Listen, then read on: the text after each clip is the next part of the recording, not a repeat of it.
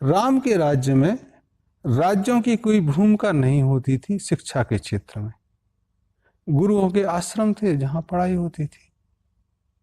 द्वापर युग में थोड़ी बहुत कोशिश हुई कि द्रोणाचार्य राज्य के अधीन हुए, तो शिक्षा पहली बार राज्य के अधीन हुई।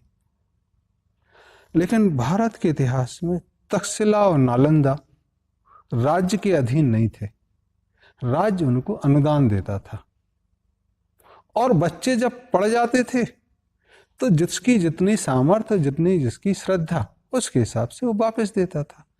तो ग्रेस एंड ग्रेटिट्यूड पे शिक्षा के खर्चे निर्भर थे।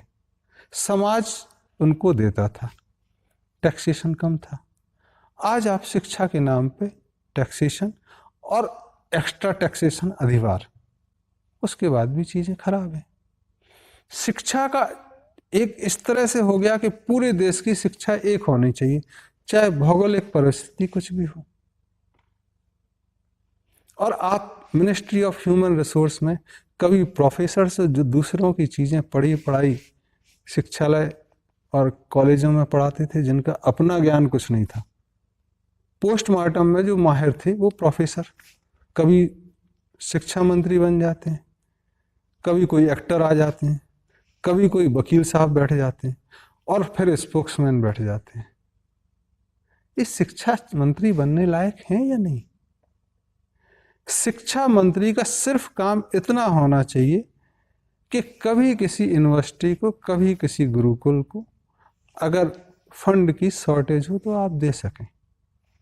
बाकी ये समाज का काम है शिक्षा। क्योंकि अगर शिक्षा मुक्ति प्रदान करती है तो सरकार जैसे ही उसको अपने अंडर में लेगी वो गुलामी पैदा करेगी, वो फ्रीडम दे ही नहीं सकती। तब डेफिनेशन बदल जाती, तब आप चरित्र निर्माण करेंगे, एक टाइप फॉर्म करेंगे, मैकेनाइज बनाएंगे, और ये स्वतंत्रता में परतंत्रता जारी रहेगी। फिर लोग परतंत्रता में जीते हुए बीमार पड़ेंगे, झगड़े होंगे, फिर कहोगे आपका देश आगे नहीं बढ़ता, समाज आगे नहीं बढ़ता। अगर पैसे से शिक्षा हो तो कभी ना कभी कोई ऐसा हो सकता है कि एकलव्य की तरह पीछे छूट जाए। तो शिक्षा फ्री होनी चाहिए कि कोई एकलव्य छूट ना जाए।